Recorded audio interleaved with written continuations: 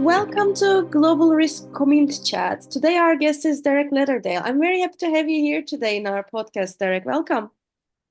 Thanks very much for having me. Looking forward to a chat. Likewise. So, before we get into our topic for today, can you shortly introduce yourself to our audience? Yes, by all means. I am a long-standing geopolitical risk practitioner within the private sector. But just to let your audience know, I started my career in national security and intelligence roles for government here in the UK.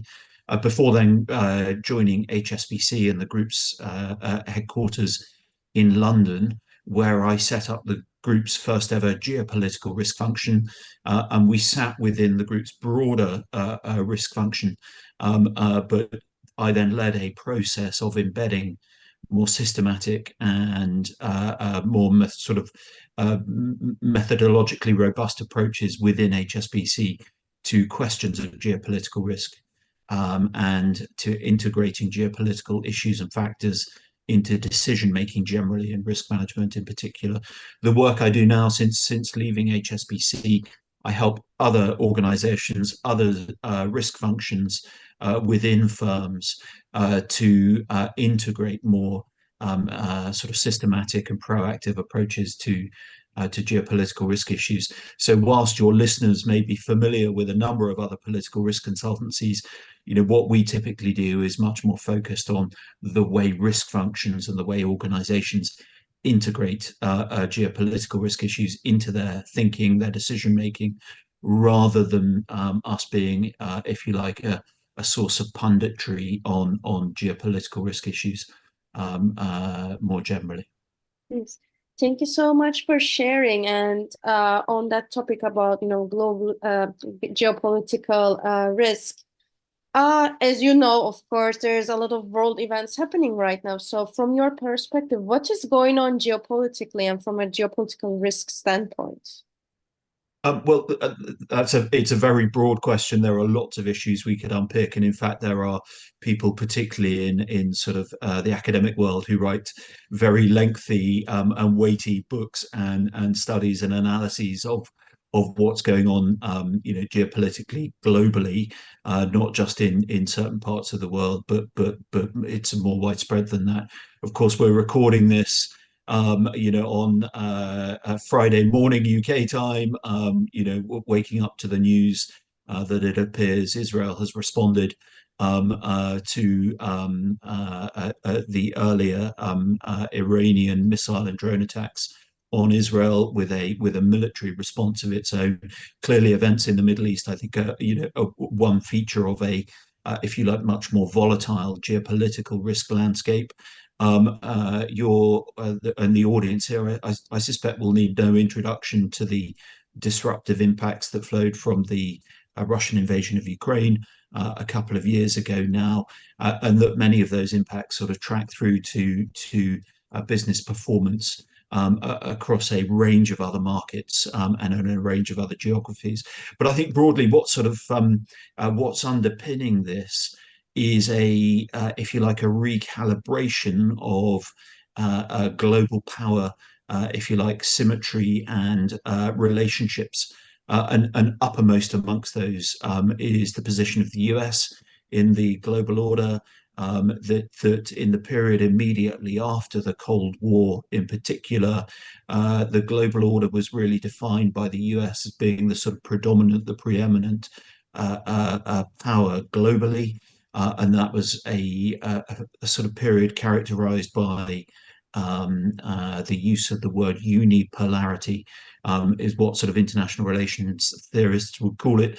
The idea that really we operated, and that business was able to operate in a unipolar world underpinned by US strength and power globally, but that we've now moved into a period where that US predominance, if you like, is being challenged by a range of other factors and nation states, and uppermost amongst those, I think, and we haven't mentioned it yet, but China is the probably the if you like, the preeminent point of challenge to the US position. particularly in Asia, but more broadly globally. So there are a range of issues that then flow from that. And developments and negative developments in the US-China relationship are certainly a feature of that, and we can expect that to continue. But you can also see how that plays out with the situation in the Middle East, with the situation in respect of Russia, Ukraine, and across a range of other issues too. And in that sort of context, very broadly, we're moving them from a sort of unipolar to something like a more polar international political context with a range of features and characteristics, which I think generally raise the geopolitical risk profile for businesses operating globally, but also then have a range of sort of other characteristics and features, and indeed may generate some opportunity for nimble business too. Thank you so much for giving like a general overview. As you said, of course, it's a lot to cover, so it's very difficult to cover all of it in one go. But um, for our audience that are listening, if they should be like paying attention to maybe something like some takeaway point, some key thing they should be looking into as far as for personal or for their organizations, what they should be keen about. Yeah, so just in very high level terms, again, this is a subject about which I could talk for several hours, and in other contexts, sometimes I do. But for those in your audience who are sitting in risk roles within typically sort of private sector organisations, I'd just highlight a couple of things. The first is around whether their team, their risk function, are really, if you like, gearing up to operate on a more proactive basis on geopolitical risk. And there are a series of questions there about the kinds of capabilities, the kind of analytical capabilities that risk functions are able to draw on to help drive that work. And then a sort of a parallel set of questions about what does, in practical terms, what does more effective risk function activity on geopolitical risk sort of actually involve and actually entail. But perhaps it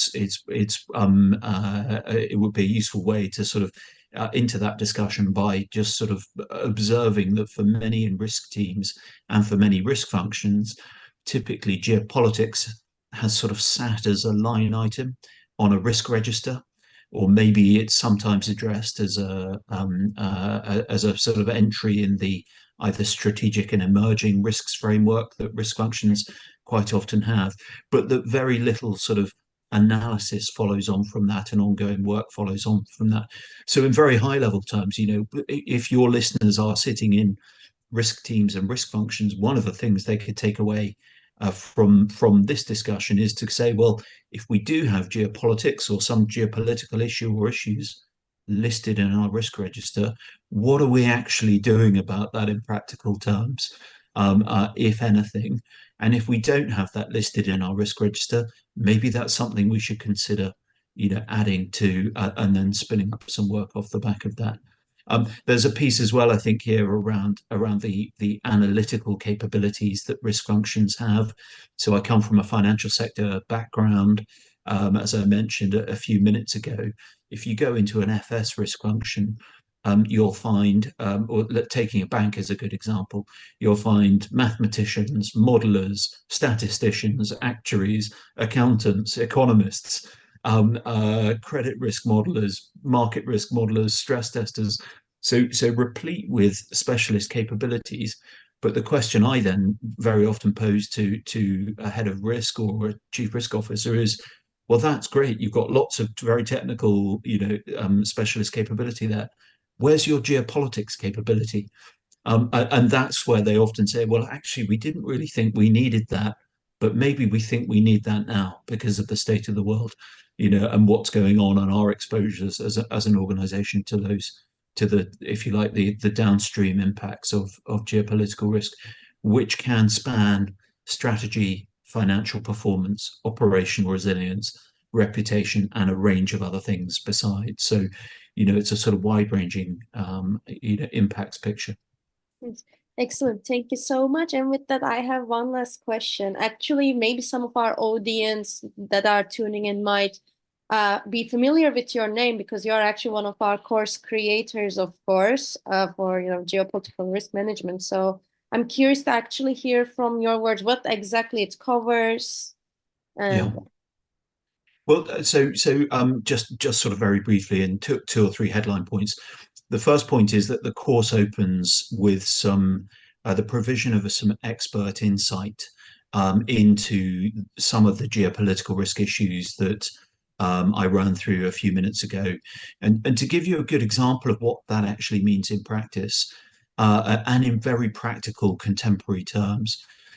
There was a lot of media analysis, in particular, there has been over the last few days, sort of effectively downplaying and minimizing the potential consequences of the missile and drone attack against Israel last weekend. And actually, what the course can provide risk practitioners with is some more detailed and in-depth perspective, which might then help them be able to go beyond the headlines. And in the case of the situation in the Middle East, you sorry, excuse me, that would help them, recognize that actually an Israeli response to the events of last weekend was actually probably more likely than some of the media analysis had suggested. So I use that as a very good sort of practical example of that first part of the course, providing that kind of expertise and insight into these issues that can start to help and equip a risk practitioner with the ability to sort of go beyond the headlines, go beyond sort of superficial media coverage, and start unpicking some of the underlying dynamics. So that's a big and important first chunk of the course. But then really that's the first part, and it's an important basis for what then follows, and two elements then follow in the course curriculum. One is to run through and provide those who take the course with some practical methodologies and understanding of how geopolitical risk issues can actually track through into business impact. And that's, I think, a very important part of the course, because so often it can be hard, even within a risk function, to try and, if you like, join the dots between these big external geopolitical risk issues and actually what that means in tangible, practical terms for a business. And so the second part of the course really focuses on that impacts piece, and equips students with some ideas, some methodologies that they can take away to start, effectively drawing up impact analysis in their own organizations. And that then sort of moves or sets the stage for the third and final part of the course, which then explores two key areas. One is, what can businesses actually do about this? And actually, many of the things they can do, and many of the risk mitigants that are applicable to geopolitical risk, are things that they may well already be quite used to doing, ranging from things like portfolio diversification, financial risk mitigation strategies like hedging, can be useful, through to operational resilience issues, particularly around cyber, through to thinking about the reputational impacts that geopolitics can pose, and a range of other mitigants as well. And that then sort of, as it were, leads into the final part of the course, where I explore for those who take the course, what does a good geopolitical risk management framework look like? How can a risk function, operationalize a more systematic approach, and how might it work in practice? So really, the course kind of goes, if you like, from the what's going on in the outside world right through to the sort of practical steps of what those in risk teams and other functions within a firm can actually do about this, and how they can move to a more proactive and sort of a systematic approach. yes.